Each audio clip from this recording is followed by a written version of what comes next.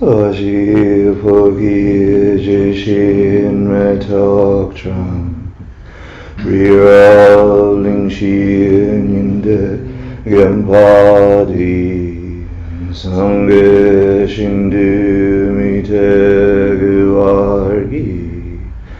Dropun Namda Shinla Chupan Shom Hidam Kuru Ratnamandalakam Ninyatayami Sangye Chidam Zaki Choknam Janshu Bardu Dakni Gyapsuchi Dagi Shinyangi Pesanam Ki Drola Venchir Sangye Drupasho Sangye Chidang Zaki Choknam Lam Janshu Bardu Dakni Gyapsuchi Dagi Chinyangi Pesanam Ki Drola Venchir Sangye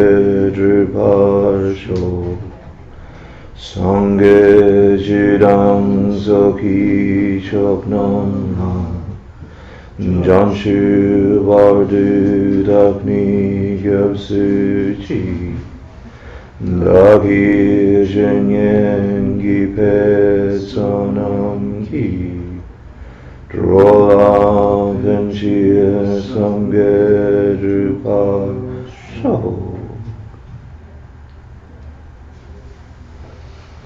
So please sit comfortably for a few moments of breathing meditation. You can sit with your back straight and your eyes gently closed or almost closed. Be aware of your torso, that it's in one plane. Bring your awareness to the sensation of the air passing the tips of your nostrils. This breathing meditation helps to calm the mind from the day's activities and shift into a neutral space so that we can start fresh for the evening. So count 21 rounds of breath. One exhalation begins and one inhalation completes a round.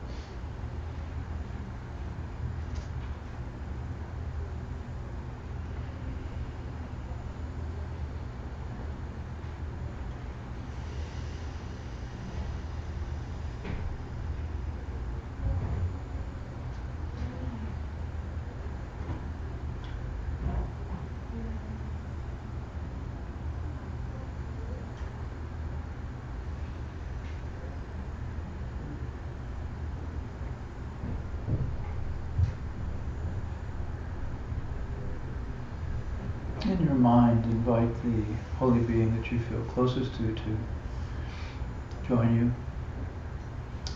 The air in front of you, glowing in light.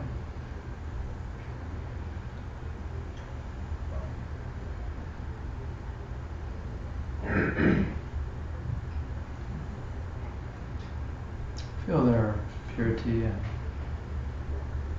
goodness. Really let it resonate in your heart.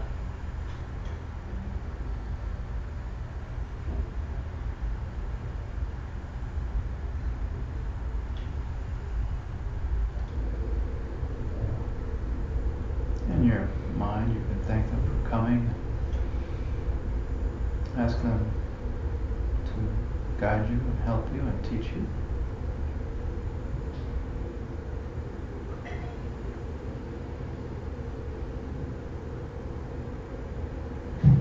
It's good to imagine or visualize some beautiful outer objects that you offer as thanks. Rainbows, flowers, whatever is beautiful to you. You can offer and see them happily enjoy.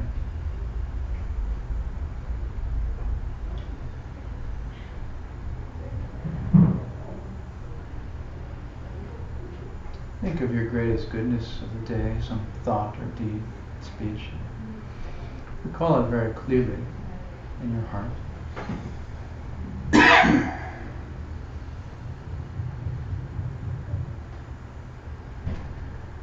Offer that to them.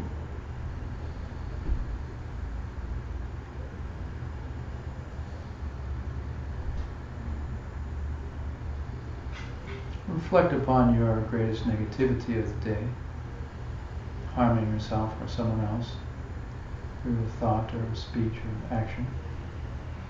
And again, see it very clearly. Replay those details.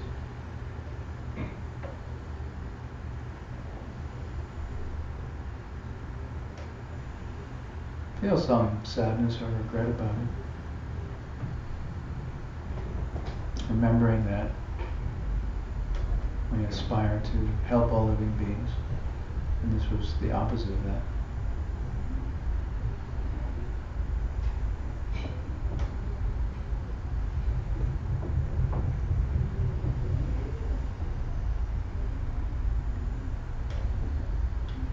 Resolve in your mind to do something positive as an antidote to offset this negativity. Something specific and tangible that you can accomplish.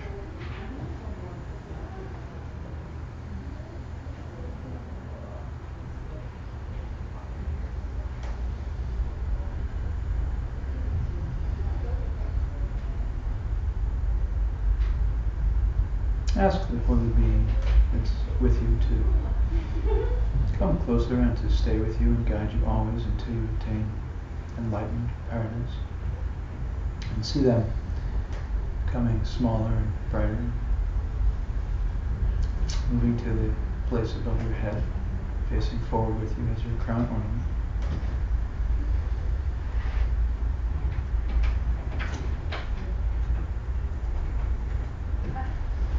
And feel their presence and their blessing.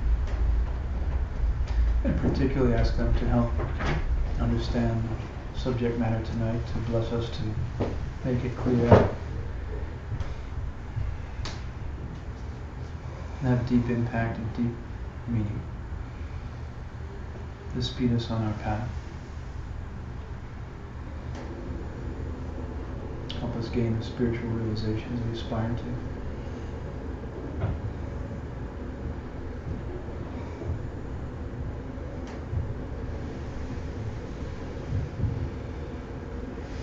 So homage to all holy beings everywhere. Thank you for coming.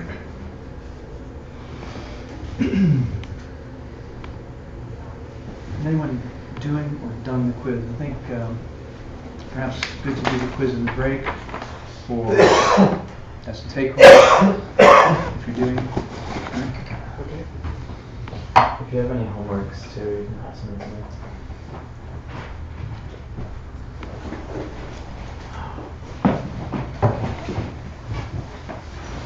So tonight we're starting a Lojong, which Pabonka Rinpoche called, in his Lam Rinpoche Mo, he called the greatest Lojong ever written. And it's called Lojong Dunduma. And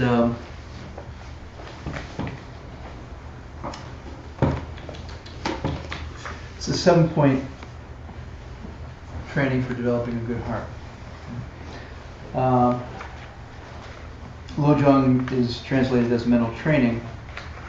Here Lo is referring to bodhicitta, developing bodhicitta, trying to develop a good heart.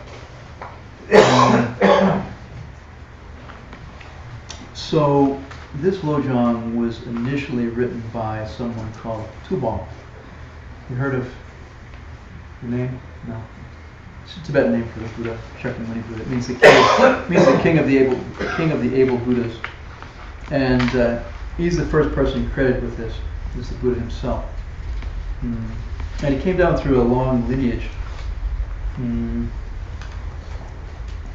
Kadampa Geshe Chikawa, Geshe Dorje, first made it public around 1100. His dates are 1101 to 1175. And he was the first person to openly teach this Lojong. Do you remember why? Remember what we said last time? That these texts weren't openly taught? People would miss the meaning. People would miss the meaning. More than that. That's true. There's more than that. They were so different than what people knew that people wouldn't be able to, I guess it's the same as people would miss the meaning. Yeah. Largely because they're easy to not follow. They're hard to practice, and they're easy to disregard and to not buy into, because they're very subtle and sophisticated. So these texts were taught typically after a long period of study. They were kept secret and only taught to part disciples in very small groups, 1 or 2 or 3 at a time, after the person had studied for a long time. So Geshe Chikawa, Geshe used to mean a spiritual friend. It was kind of an early title that Kadampas used. The early spiritual practitioners who knew a lot. And Chikawa is a place name. It's like saying the Virginian, the guy from Virginia. In Tibet they compile their names differently than we do. So Yeshe Dorje is his full name. Yeshe means wisdom, Dorje means diamond. He was a great scholar, and from the time he was 7 or 8 years old, he started studying. And by the time he was in his 20s, he had already memorized hundreds of texts. And he would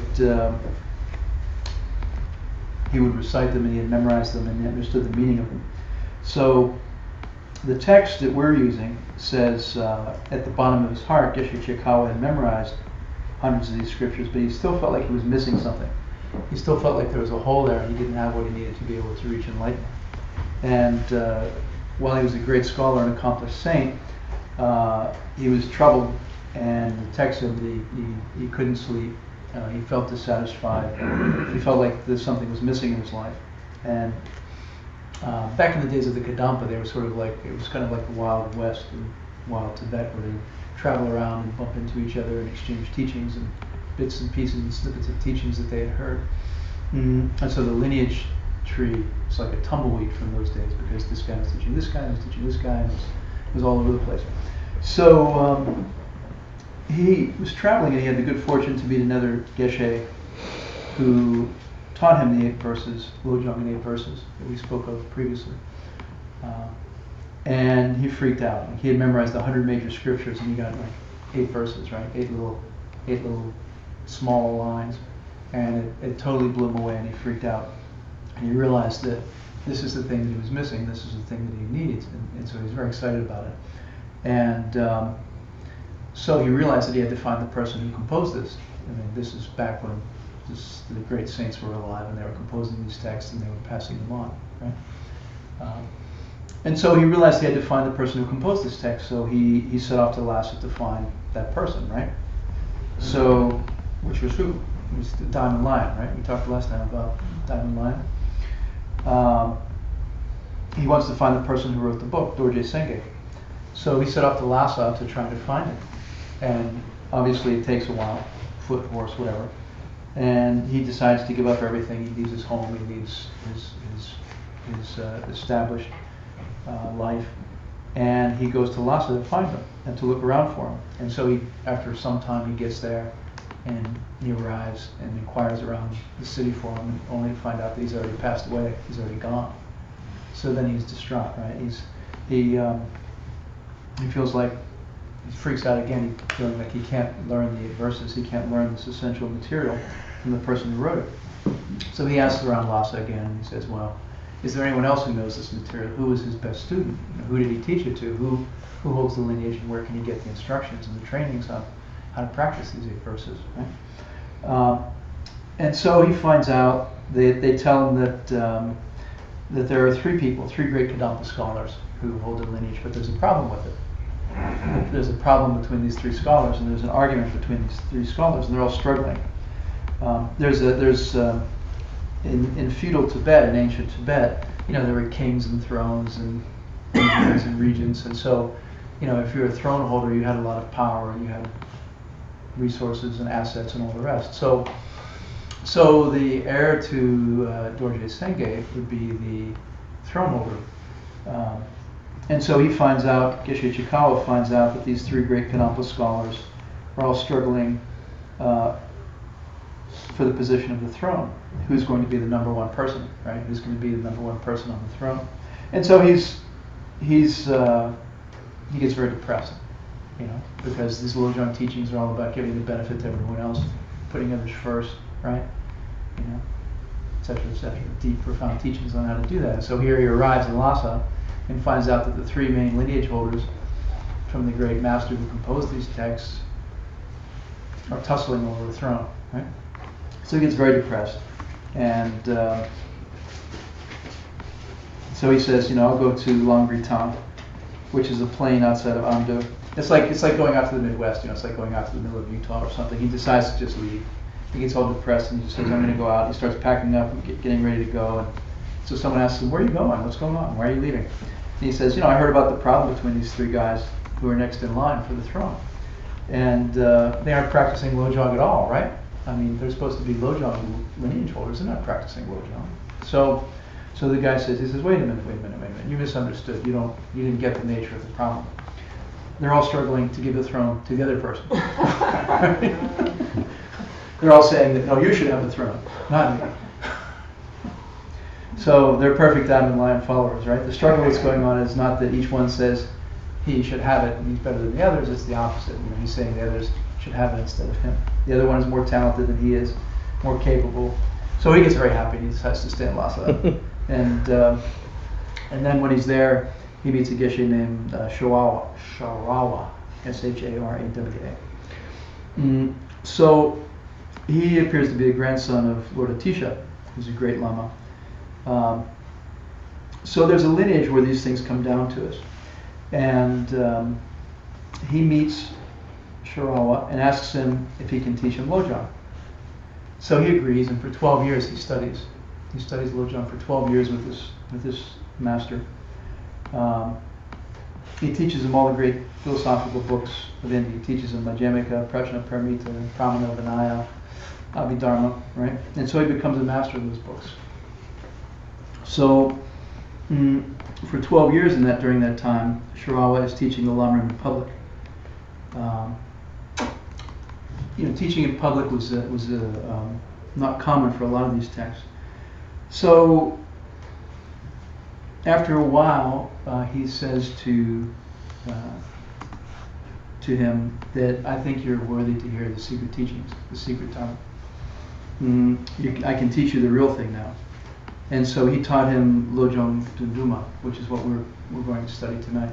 So it was only after memorizing hundreds of texts, traveling across, making a very difficult journey across the Tibet, the plateaus and mountains of Tibet, and studying for 12 years, that his teacher was willing to teach him this Lojong text. So up until that time, this was a secret book, up until the time of Geshe Chikawa. And the secret lineage, the lineage was written down in secret, and it wasn't passed on publicly, right? And Geshe Chikawa wrote them down for the first time. So the lineage, which if you're doing your homework, is one of the questions, starts with Jampa. And Sanskrit for Jampa is what? Maitreya, who's a great bodhisattva, right? So it originated with the Buddha, who passed it on to Maitreya, who then passed it on to Master of Sangha. there are actually two Asanga brothers. Right? There's Master Asanga and Master Vasubandhu. They were two brothers who lived around 350 AD. In between them, they wrote about half of the monastic texts that are in use today, between these two scholars and practitioners. Their mother was a nun. She was originally, they had different fathers.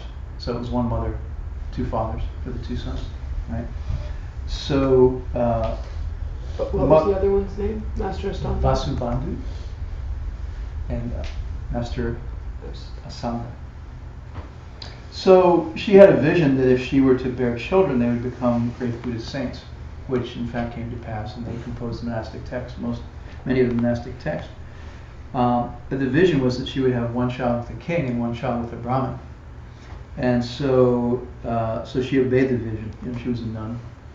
So then she went with the king and had a child, and then she went with the Brahmin and had a child. So you can imagine it was with great personal expense that she followed those visions and those instructions, right?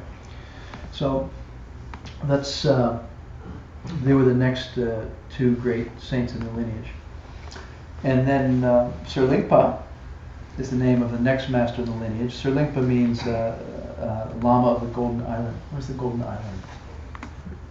Indonesia. Java. Yeah, it's in Indonesia, right? Sumatra, actually. So Lord Atisha was trying to find the Bodhisattva lineage. We have different, we have two main lineages in the sutra teachings, right? There's the lineage of teachings around Bodhisattva activity, and there's the lineage of teachings around wisdom and the emptiness and the ultimate nature of reality. And so these two great bodies of teaching comprise Buddhism, right? Broadly speaking. So the compassion lineage existed in Sumatra, and Lord Atisha left to retrieve it and recover it and bring it back to Tibet. So he undertook a long perilous sea journey to get there, and so he's the grandfather of the Bodhisattva traditions. So Sir Lingpa taught Lord Atisha, who then passed it on to the Tibetans, passed on the Bodhisattva tradition to the Tibetans.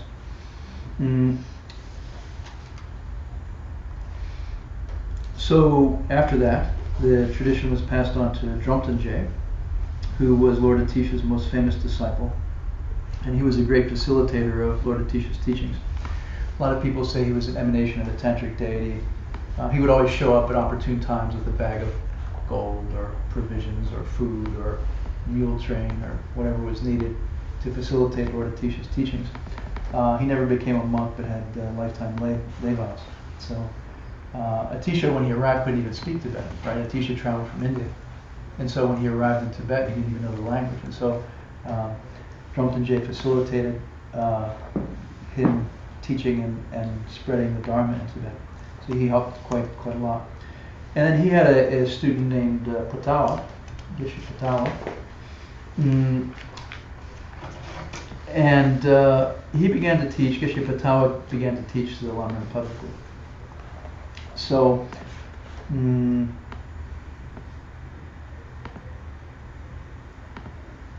let's say from about 500 BC to 1100 BC to something like 1600 years, the Lojong teachings weren't taught publicly, right?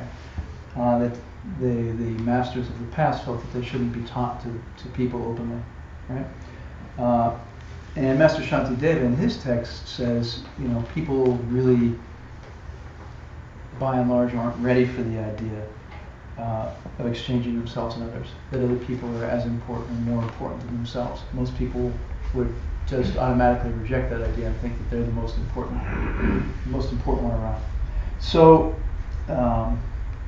he said basically you can't find enough students who would buy it. That you could spend your entire life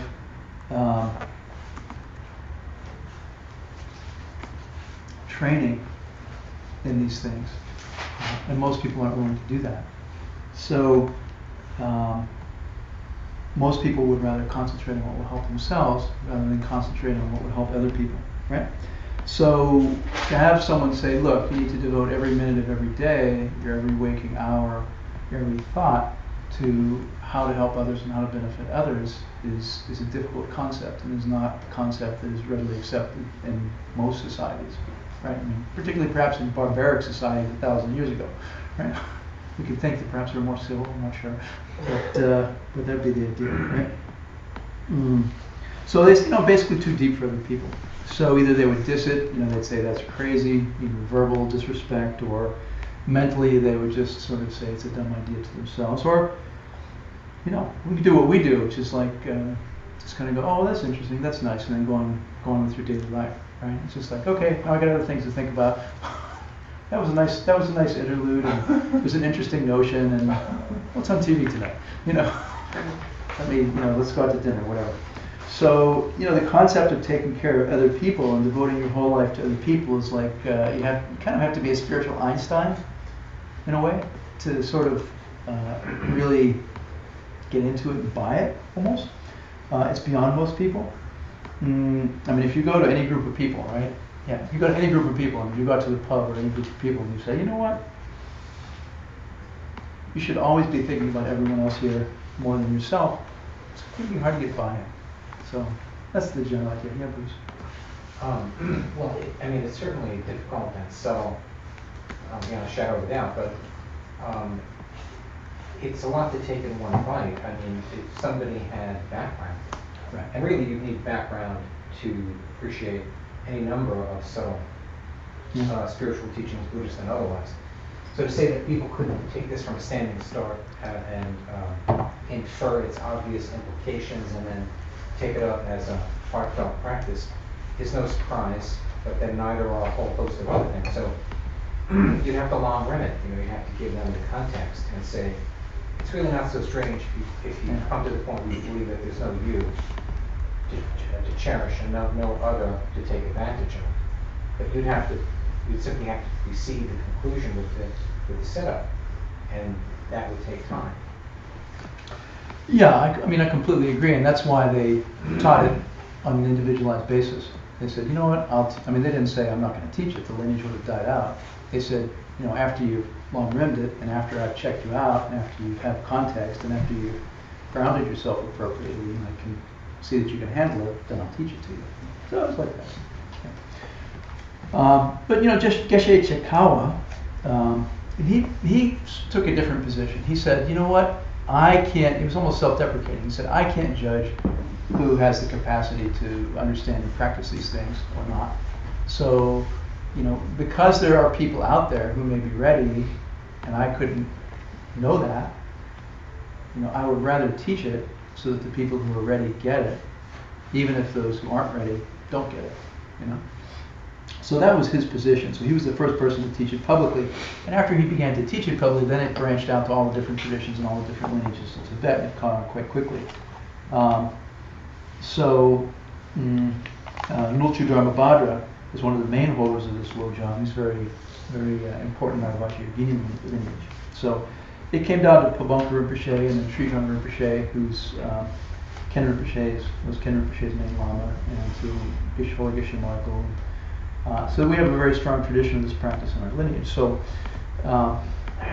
this is a 7-point Lojong, and we're going to go through all 7 steps. And we'll go through them one by one and start explaining them, okay? And some of it seems very mystical or very deep or very profound, and it's very easy to misinterpret and misunderstand. So that's one of the reasons that it's really a close held and close whispered lineage. So, okay, so I'm going to go through the 7 steps.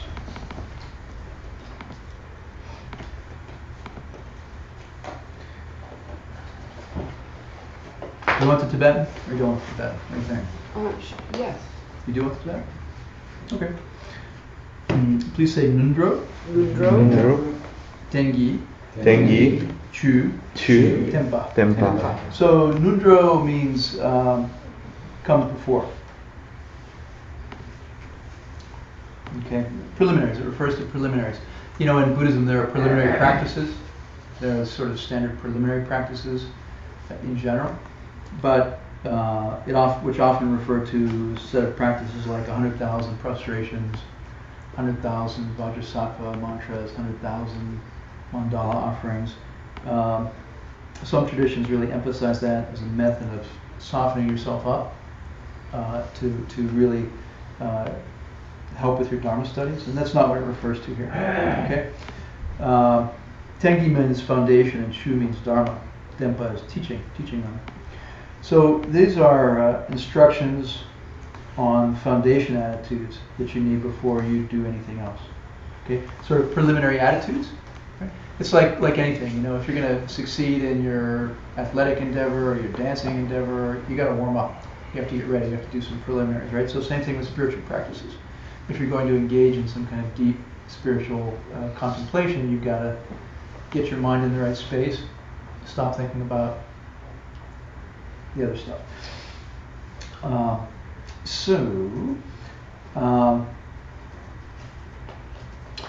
That is number one, the first of the 7 steps. Okay, please say number 2 is Nushi. Please say Nushi. Nushi. Janchukki-sen. Janchukki-sen. Jongwa. Jongwa. So Nushi is the main event, the main thing, or the main practice. Right? This is the main practice. Main practice for developing Lojong. Where does Lojong fit into Lam Rim? You know, Lam Rim is the entire outline of the Buddhist path from beginning to end, right? It's graduated steps of the path, right? So where is Tonglen in the overall Buddhist structure, if you will? I mean, what does Lojong accomplish? What is Lojong associated with? And what kind of attitude would you say it cultivates? Yeah, I mean, Lojong is all about bodhicitta, right? Thinking about other people, caring about other people, caring for other people, loving other people, right? So this Lojong methodology is about developing loving compassion, bodhicitta, caring for others, right?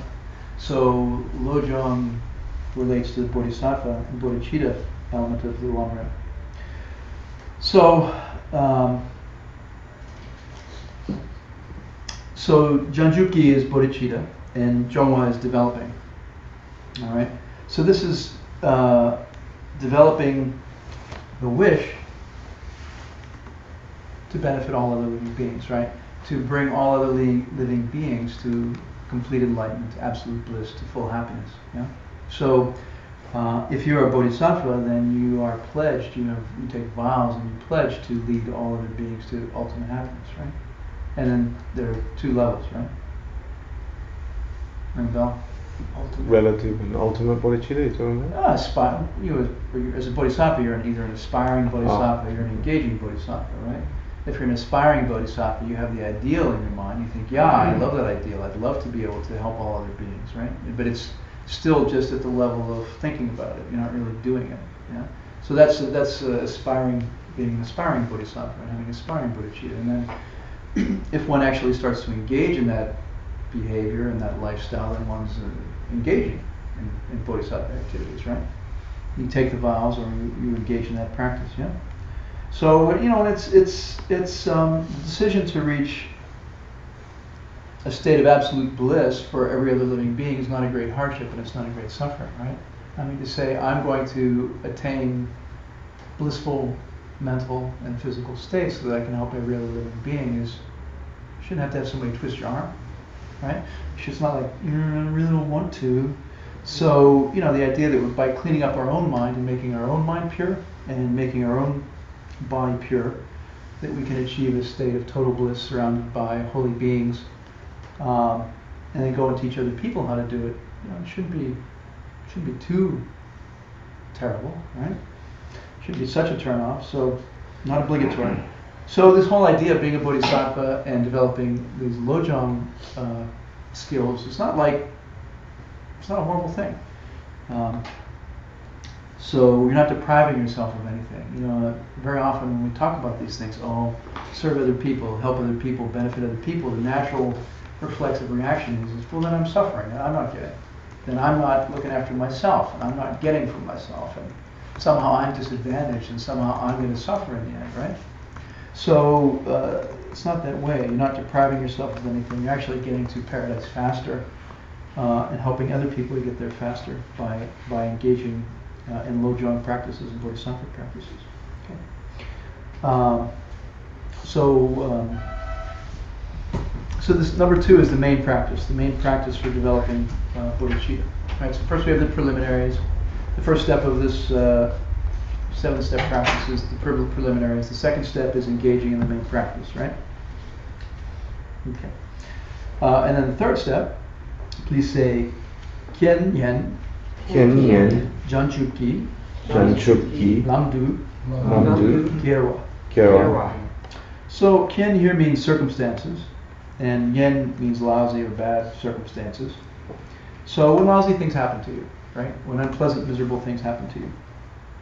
All right. Janchub is Buddhavid, and Lamdu Kyerwa means to transform them into the path. Right? Transforming problems, transforming lousy things into the path of enlightenment, right? Turning the problems in our lives into the ticket for enlightenment, right? Sorry, what's key? Janchukki? Typically it's okay.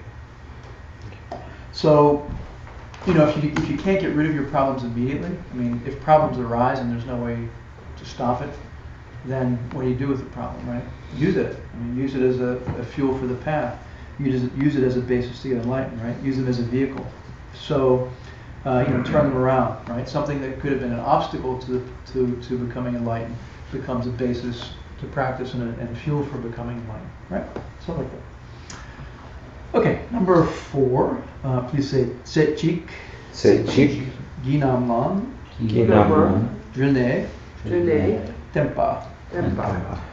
So Setchik means a human life, a whole lifetime, one lifetime. All right.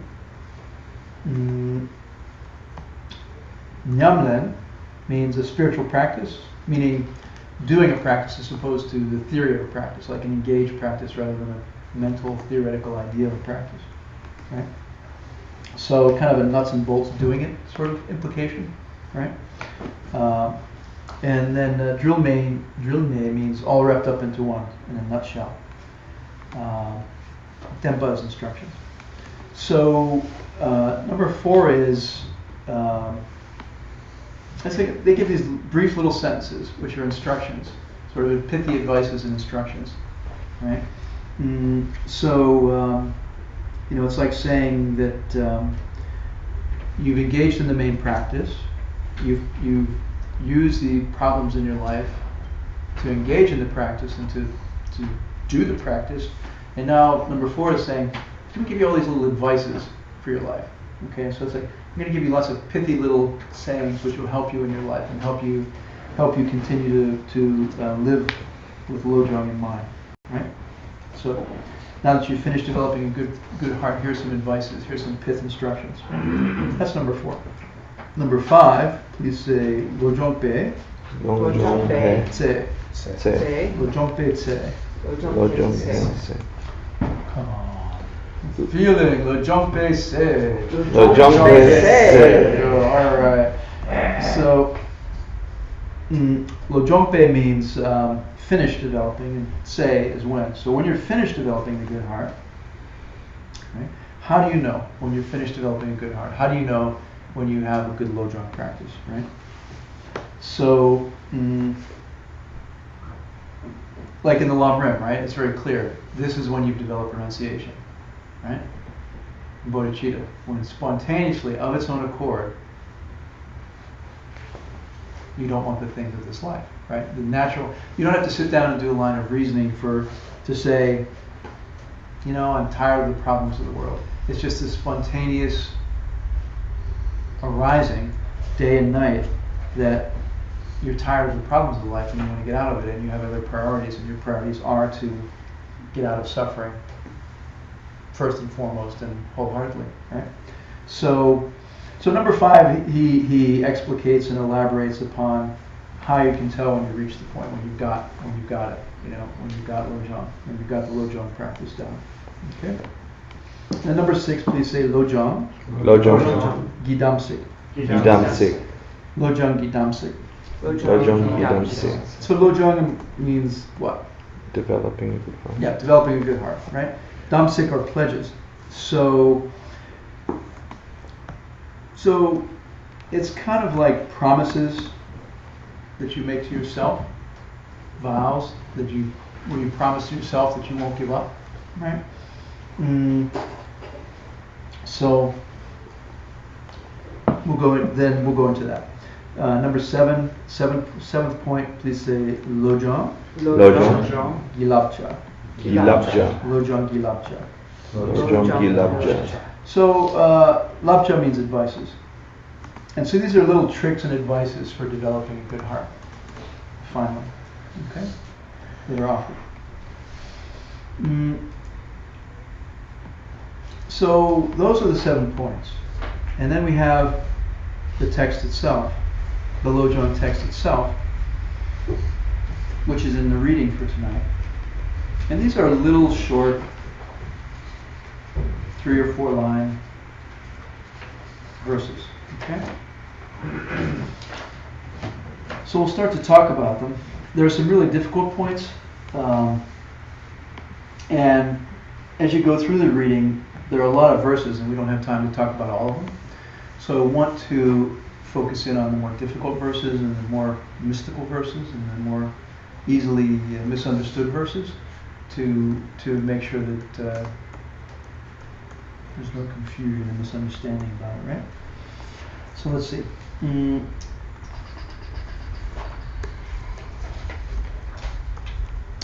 So the first line, train yourself first in the preliminaries, right? Which is the first point of the seven steps. I mean, it looks pretty easy, right? Train yourself in the preliminaries. I mean, that's it. That's the whole thing. So it doesn't mean the normal preliminaries of setting out water bowls, cleaning your room. It isn't the ordinary preliminaries that we normally think of. When they talk about these preliminaries, there are 3. And the first one is to recognize that we have a very short, beautiful window of opportunity to engage in practice and to try to realize the attainments of LOJONG. These preliminaries are much harder than putting out water bowls and cleaning your room and your altar, because they're attitudes. They're attitudes and ways of thinking about life and ways of living life. So we have this beautiful window of opportunity to do something now and to be able to engage in meaningful, deep practice now. Our normal lives, typically we go to work, we get home, we have dinner, we take care of our chores, we take care of our responsibilities. Maybe we have a little time for something to read, maybe a little time for some TV, and then we go to bed. And that's life, right? And before you know it, life is over. So they're saying don't do that. They're saying that's not a good use of life, because you don't realize your spiritual goals. You don't gain the high realizations which will lead to the end of suffering. That kind of life simply leads to another rebirth of suffering body and suffering mind. And if we truly have renunciation and we truly want to put an end to suffering body and suffering mind, then we've got to engage in meaningful, serious practices to do so, right? So it's very interesting to read the transcript and listen to the audio tape from when this was first taught 15 years ago by Geshe Michael, by Holy Geshe Michael. I mean, he was teaching these things to us in 1997, I guess, or something like that. And at the time when he was teaching this, he was saying, you have a window of opportunity. You're not always going to be able to get this stuff. At the time he was saying, Holy Ken Rinpoche's here, he's teaching. Mart's here, he's teaching. Don't think that it's all permanent. It's going to end. It's all going to come to an end, and it'll end abruptly. Can. Very rare to have such profound, deep, holy classes. And so don't think that it's just an ordinary thing, and don't just think it's more blah blah and more superficial talk and more just sort of light philosophy. All of it will come to an end, and then there won't be an opportunity to study, and there won't be an opportunity to practice. And so don't think that health is permanent. Don't think that having money is permanent, or having free time is permanent, or having any of those things are permanent. Everything that's needed to practice, health, stable economics, quiet, free time. All of those things are quite tenuous by and large. And we live in a place where we're busy, but not too busy to practice and get the result. So it's quite a good circumstance we're in. We're busy enough to have fortunate circumstances, but not so busy such that we have no options and no leisure and fortunate practice. So you have to meditate while we still have time. We have to engage in holy practices while we still have time. So all it takes is one good car accident for everything to end very, very quickly, right? So looking back at the teachings and reading the transcript and hearing the original recording where he's talking about, these teachings won't always occur. Well, it's been 15 years, more or less, since they've occurred. If these teachings were given 15 years ago, the Holy Ken Rinpoche has passed on. Geshe Michael is rarely here, and I certainly don't plan on teaching it again. This is it for me, dudes. I'm done. Do my 18 courses and that's it. So don't take it for granted. Put it to use, and these are precious instructions, and put them to use and make life meaningful. So the second preliminary is to meditate upon one's death. And it's very hard to do that. It's very hard to grasp that. It's very hard to do that unless one really understands the nature of perception and the nature of reality, right? I mean, the normal human response is, I'm going to live till old age. 75.2 is the statistical average. I'm going to be around. I'm going to be around later today. I'm going to be around tomorrow. I'm going to be around next month. I'm saving for retirement. Of course I'm going to be around. I'd be wasting my time for it otherwise, right? But if you think about the nature of life, even on an ordinary level, even on an ordinary level, the fact that breath continues to pass between our nostrils continuously, right, without interruption. All it takes is a 3-minute interruption of breath passing through our nostrils, and then we're dead. To think that for however many billions or trillions of breaths that have occurred, that hasn't been interrupted, right? And it's kind of a miracle that for this many years our nose didn't get blocked up, or that we've been able to find food continuously for this many years, right? If you understand how perception works and what death is a shift in perception, right? I mean, Buddhism says everything is a perceptual event. Every single instance of existence is a perceptual event. Living is a perceptual event, dying is a perceptual event. It's not that anything else happens except that our perceptions shift. We perceive our body functioning differently, we perceive our mind functioning differently, and that's called death, right? And it's reality, just like perceiving myself picking up this cup and drinking from this cup is reality, right? They're all perceptual events, right? So, it only takes 5 or 6 seconds for the mind to shift from one major perception to another. All it takes is a change in mental state to see ourselves die, right? So it's very easy. It can just be like a shift in perception, like any other shift in perception. So you have to do something while you can. That's really the point of meditating on your death, is recognizing all of the various points associated with life is short, the time of death is uncertain, death is certain.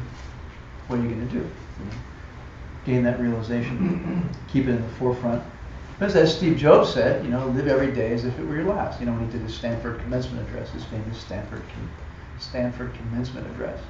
If you haven't heard, he's like, live, when you get up every day, look in the mirror and say, this is my last day. Am I doing what I want to be doing on my last day on earth? And live your life according to that principle, right? So, okay, then the third preliminary is to meditate on the problems of this vicious circle of suffering life, which is called samsara. Right? Why is it a circle? Because the very thing that we reflexively do perpetuates our suffering. When somebody yells at us, we yell back. When somebody lashes out at us, we lash out in return. right? Somebody treats us badly in whatever way, we treat them badly in return. And karmically, it's the exact thing which perpetuates the experience for us, right? Whatever we put out comes back to us. Every time somebody treats me badly, I just automatically turn around and treat them badly back. I just create another person or event in my future where somebody's going to treat me badly again. And it just goes on and on and on infinitely, right? So this is why it's a cycle of suffering, because unless we modify our behavior and change our reflexes and change our ordinary human habituation, we just perpetuate suffering infinitely, right? And so his third point here is to be aware of the problems of this cyclical suffering, right? And don't perpetuate it, right? There's nothing in this realm can ever be ideal. This is a broken realm. The human realm is a broken realm. Nothing will go right here unless you learn higher spiritual truths and live according to them. Mainly being ethical and keeping vows, right? So, correcting moksha vows, plain old 10 virtues, avoiding 10 non-virtues, right? Bodhisattva vows, right? Higher tantric vows, keeping your book, your spiritual vow book, and practicing it nicely, right? Until we learn those things and until we live those things, it's not possible to really make meaningful long-term progress. So I always used to be surprised and upset when things go badly, I used to be like, well, that wasn't right, it's like, I expect life to work out. Right? My baseline, as a human being, I kind of came from this place where my baseline was, everything should be pretty much okay, right? Life should be good. Everything should work out just fine. Good things should happen to me. So I don't know how many of you are like that, but that's kind of where I've come from. And then stuff happens and I go like, well, that wasn't according to my paradigm. A bad thing happened to me. What the hell? That's not supposed to happen. What's wrong with this picture? Why did that happen? It's like, it's an outlier. Something bad. I always view something bad happening as an outlier, right? Well, Buddhism said it's not an outlier, it's the baseline. So I'm kind of backwards and upside down, My baseline is everything should be good, and limited badness should happen, right? Buddhism says the baseline is problems, and various types of suffering, mental affliction, physical affliction, problems, right? Inner problems, outer problems, relationship problems, job problems, right? Health problems, it's inevitable. You can't avoid it if you're a human being. So it's just the baseline. It's just what this existence is. It's what this world is. It's what this reality is. Why are you surprised? I'm sorry, but I'm still surprised. Less so now than I used to be, but working on it. So we have a defective mind in that it can't be happy. It can't be satisfied. There's nothing that we can consume. There's nothing that we can take in. There's nothing that we can experience which will satisfy our minds. More than just a little blip. We can be kind of satisfied for a little while, kind of satisfied, but at last, right, wears off pretty quickly. Just wait for you to chip in there, Bruce, and say but. I'm saving that. Yeah. I wanted to say but. But. So, from a Buddhist perspective, when things go right, we should be like, wow, fantastic, that was a good one. That was an outlier. I'm glad that happened, right? So this is a defective realm where the nature of things is that they don't work well and that they go wrong. So the fact that we're in this room proves that we have a limited afflicted mind. If we did not have a limited afflicted mind, we would be perceiving a different level of reality and a different realm of existence. So, if you're here as an ordinary human being, which, I don't know if you are, perhaps you are, then, we all basically have the same kinds of problems. Fairly narrow spectrum of problems in the scheme of all of the realms of existence, right? So, but the day you perceive ultimate reality, you perceive the other two realms directly, right? What are the other two realms? Form. Yeah, we have the desire realm, the form realm, and the formless realm. So we're in the desire realm. The main desire is Food and sex. no hesitation there. Very clear on that one. That's good. Crystal. Yeah. So, but the day we perceive ultimate reality or emptiness directly, we know that we're in a lousy realm. We know that this realm is really, really terrible. And we're here because of the nature of our minds. We perceive this realm and we exist in this realm because of the nature of our minds. Right? So, this is a perceptual event, right? I am perceiving this reality and this existence because of the way my senses function, because of the way my mind functions. It's straightforward, right? So, I thought there were 5 realms. I thought there was a hell realm and a God those are, realm. so there's a wheel of life somewhere. If you look in the center of the wheel of life, it's depicted. So Hector is a specialist in the wheel of life. There you go. So you're talking about the 5, 6 realms of that, but if Yeah. you imagine this as 3 tiers, this is mostly the desire realm. The gods and asuras also in the form and formless realm. So there's desire realm, food and sex, this experience that we're stuck in, and then these form and formless realm beings are the gods and asuras, if you want to put it that way. 5 modes for 3 landing places. So the form and formless realms are higher realms than the desire realm, you say. Less suffering, less extensive suffering. So, nothing is ever really going to truly work right here. So, you just kind of forget about it. Really, you have to move to a different realm to have a better circumstance. We're all human beings are in a fairly narrow slice of existence with a fairly narrow range of problems, and so by moving from a human realm to a higher realm, then one escapes and avoids all the sufferings of this realm. So it's kind of like if you're crazy, like you're in an insane asylum, but you don't really know that you're crazy. It's like the story of the king who, like, the water in the well was poisoned. And everyone who drank, it was the only water supply. Everyone in the kingdom who drank from the water went insane, right?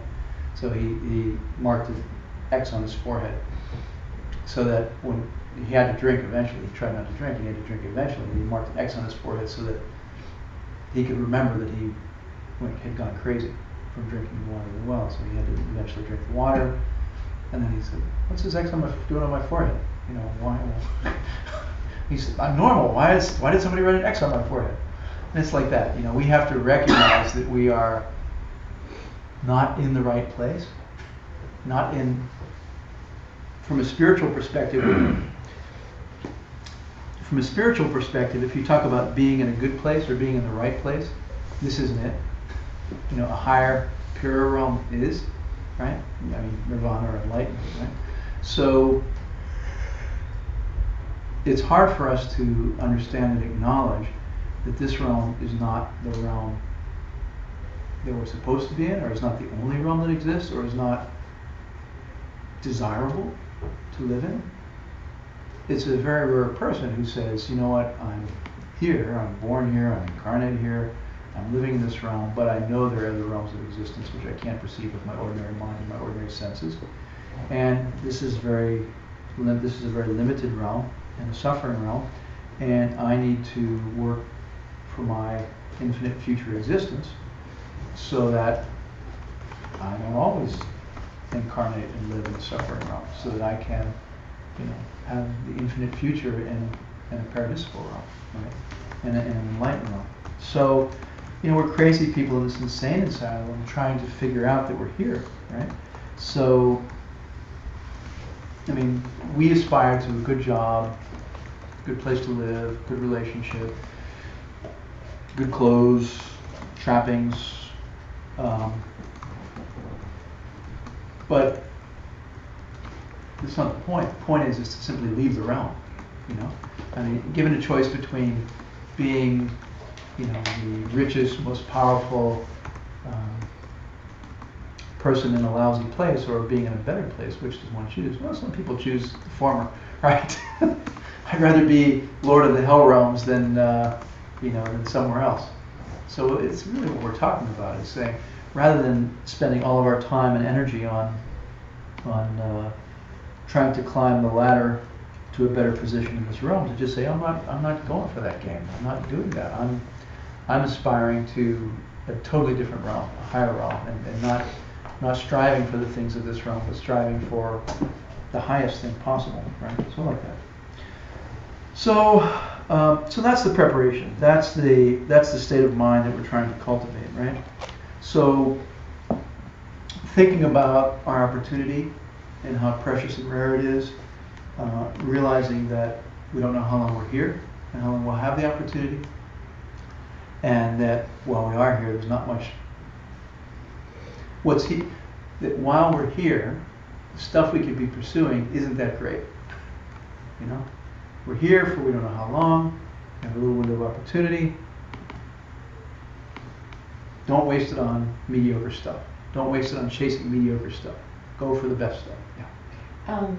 I had a question about what you just said. I thought like that the hell realm wasn't actually a different place. It was like this same place. It's just your perception while you're here, and then the same as like. When you say here, do you mean human realm? Yeah. So it's all about your perception. It's not really like another space. Mm-hmm.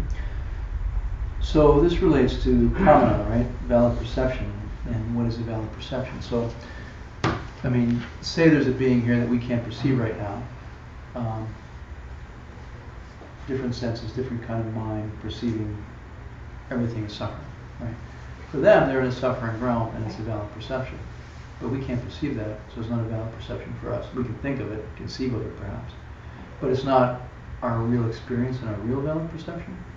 If I die, which is just a perceptual shift, let me say it differently, if I have the perception of my breathing stopping and my body falling over and my mind, brain short-circuiting, and then the next moment perception arises of being in a different kind of body, a subtle body, traveling, and then perceptions keep shifting, fluctuating, and then I have a perception of another body arising, another mind arising, another form. That's just what death and rebirth is. Death, bardo, and rebirth is. All of those things are perceptual events. So the locus, is there a physical locus, I guess, is the point? Well, because you said the point is to get out of this, right? Human realm is. I don't mean this room. Perhaps you want to get out of this room. I mean, that's possible too. Okay, we take get a break. Out of this, we'll take a break shortly, and you get out of this room. Okay. Perceptual frame is really what you mean, right? Not like this is human realm. I forget the context. What was the whole statement? Well, you were kind of driving there for a while, like the point of all this is to get out of this. Human realm, suffering human realm, limited, afflicted. Or samsara in general, the whole wheel. Yeah, the vicious cycle of suffering, which is called samsara. So it's like, well, should I kill somebody, or should I just steal, or should I just lie, or should I just cheat? Which one of those should I do while I'm here? Which is the lesser of the evils, I don't mind to exist in a place where cheating and stealing is common, or where lying is common. I mean, you go to some countries and everybody just lies. It's just normal, right? You go to other countries and everybody just kills each other, and that's just normal, So that you can get out of the realm by just thinking differently is kind of where I'm going. Well, I'd like to be able to think differently and get out of the realm, but it doesn't quite work. I'm thinking I'd like to be in paradise right now, but you didn't get me there, right? No, you have to. Kind of? Well, see, here's the thing. Wishing for it, or hoping for it, or thinking I want it doesn't bring it about. No, actually doing it, which is what all this practice is, right? Creating the causes, right? Everything is caused. So the point is that the only way anything can come about is if it's caused. So, the underlying implicit point that we haven't yet arrived at is that, so we're just in the beginning here, the preliminaries, which is look at where you are and recognize that you don't really want to be wasting your time there. It's like going out on a bad date or going to a lousy nightclub. How long do you want to stay? It's like, you look at it, you assess it, and you go like, nah. No, time to like cut this, you know, time to cut this out and move on to a better place. I mean, it's just like that, you know. It's our whole life. It's the whole realm. It's like a bad date or a bad nightclub experience, you know. I mean, there's good days and bad days, obviously, you know. The point is from a bigger picture perspective. Like if we could step out and look at all the realms of existence, right? Which is what an enlightened being does, which is, you know, why in the Wheel of Life the Buddha is outside all the realms, pointing. So if we could just step outside of all the realms and look at all the realms, we go like human realm, bad nightclub experience, you know, don't want to be there, you know. So it's like, but then how to do it, right? But like, I guess where I'm like, it's like the bad date. Like the regular mind is like, I want to get out of this bad date, but the other mind is kind of like, this is all the opportunity in the world. Or Yeah, like, maybe it'll get better. It's not a bad Maybe- date. It's like that's the way. Maybe I can convince myself this is going to Not turn out well. No, it's just like seeing it differently, you know. Like, Shifting your perspective. Like you were talking about anger, you know, like somebody hurts you, you don't want to hurt them back, but then if you don't match the same with the same, then things change. So. Mhm. It's kind of what I'm talking about. Yeah. If I understand you correctly, you're talking about working with karma that has ripened in the present moment, right? And then really what we're talking about from a Lojong perspective is collecting karma for the future, right?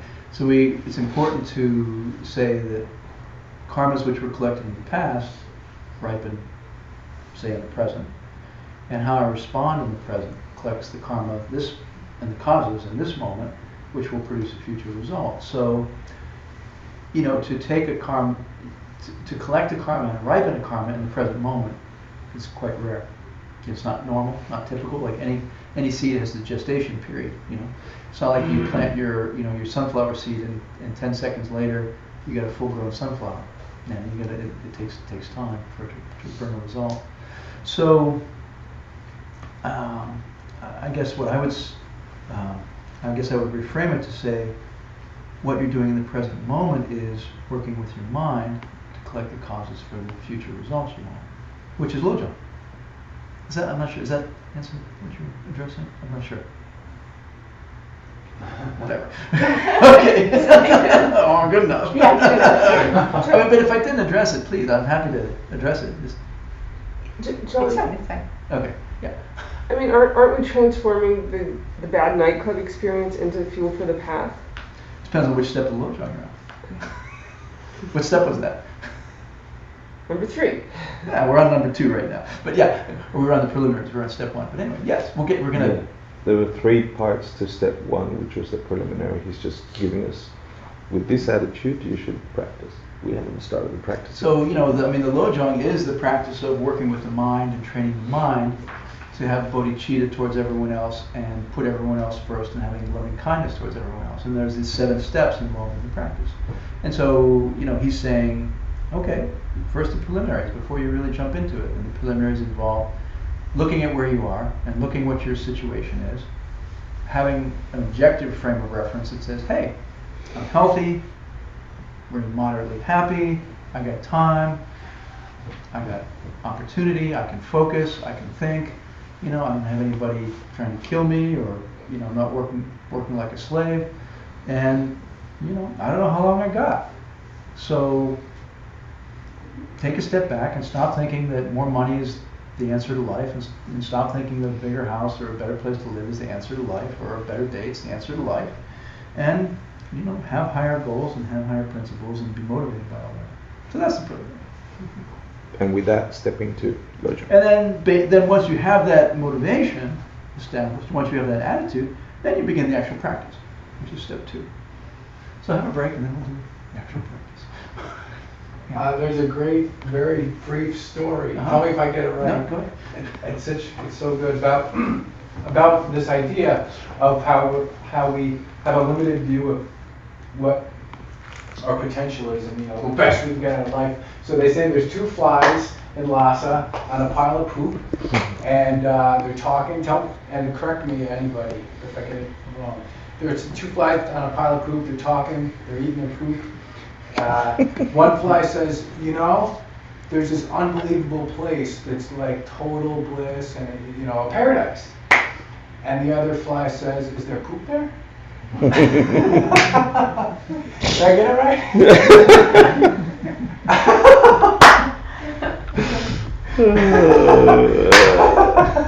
Sorry. Well, that's a good way. That's a good segue to snacks. Maybe. Let's go. Oh man. Let's go get snacks. Enjoy your snacks. I brought chocolate covered peanuts.